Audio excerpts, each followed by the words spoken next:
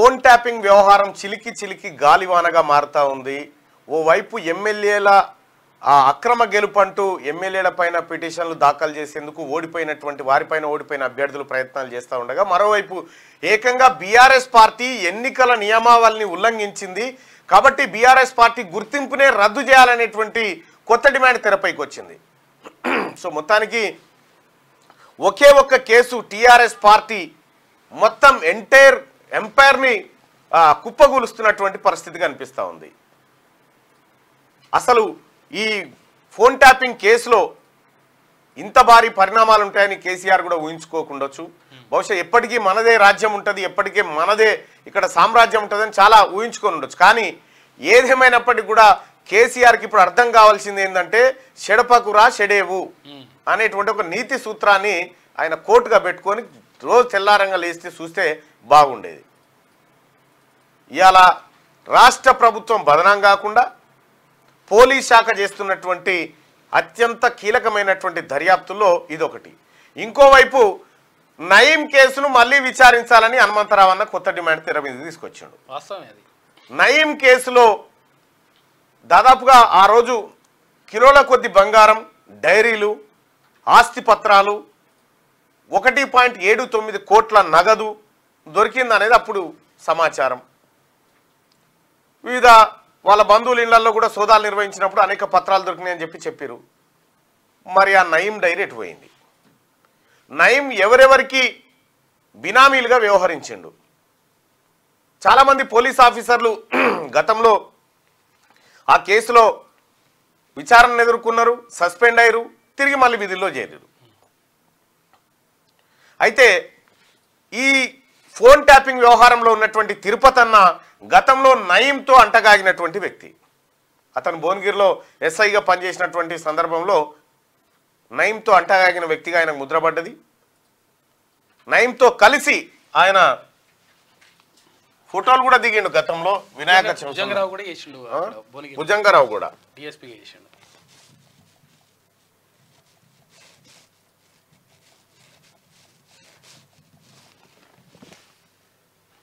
ఇక మనం ఇక్కడ చూడొచ్చు.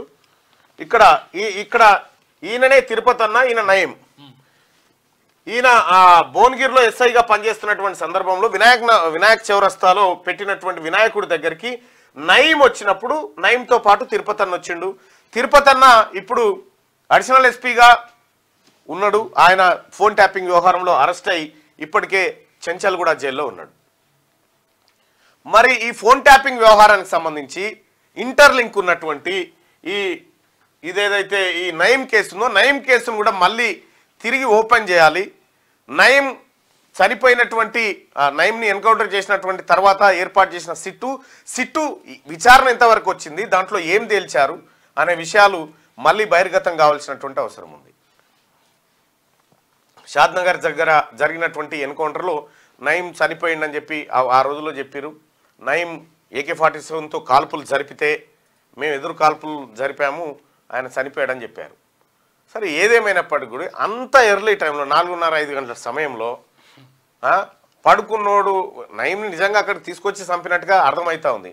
మంచి నిద్ర లేచినోడు షూస్ వేసుకొని తయారై బొట్టు గిట్టు పెట్టుకొని మన తల దూకొని వస్తాడు. ఇక రెండోది ఏంటంటే నయీం కాల్పులు జరిపితే బుల్లెట్ అటు పోతే షెల్లీడ పడాలి కదా నయీం దగ్గర. ఆయన ఎన్కౌంటర్ ప్లేస్లో బుల్లెట్ అవతలకు పోతే బుల్లెట్కి ఉన్నటువంటి షెల్ ఏదైతే ఉంటుందో ఆ షెల్ యువతల పడాల్సిందే.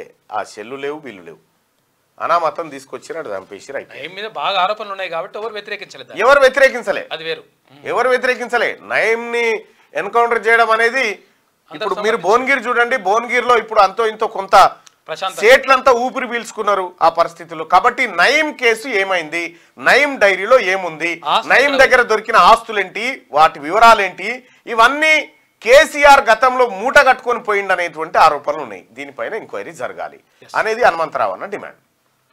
సో మొత్తానికి ఫోన్ ట్యాపింగ్ వ్యవహారం అనేక మలుపులు తిరుగుతూ ఆఖరికి కేసీఆర్ ఫామ్ హౌస్ దగ్గర ఆగే పరిస్థితి కనిపిస్తూ ఉంది. మరి ఇంత వ్యవహారం ఒక రాష్ట్రంలో భారత రాజ్యాంగం ఇచ్చినటువంటి ఆర్టికల్ 21 ప్రకారం మనిషికి జీవించే హక్కు, తర్వాత తన వ్యక్తిగత భద్రత ఏదైతే ఉందో దానికి భంగం వాటిల్లే విధంగా తెలంగాణ రాష్ట్ర ప్రభుత్వం గతంలో కేసీఆర్ ప్రభుత్వం చేసినటువంటి ఉల్లంఘనలు ఏవైతే ఉన్నాయో ఇవి దేశద్రోహం కిందకి వస్తాయి.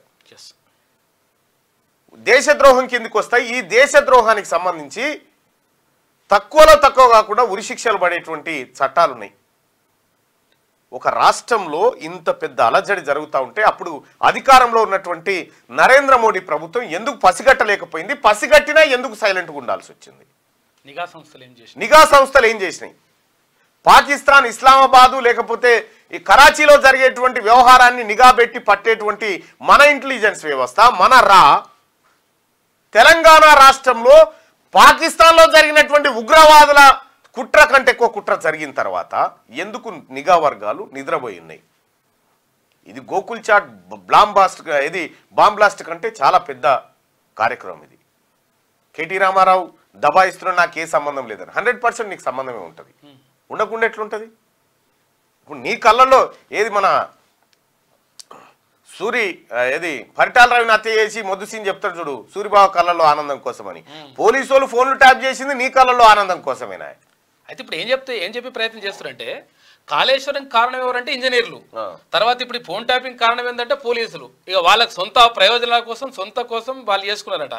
ప్రభుత్వానికి ఏం సంబంధం లేదట, చేపించిన సంబంధం లేదు కానీ చేసిన వాళ్ళకే వచ్చిందట ఇప్పుడు పరిసరం అంతా. అయితే భుజంగరావుని నయీం మర్డర్ తర్వాత భుజంగరావుని తీసుకొచ్చి భువనగిరి డీసీపీగా పెట్టిరు.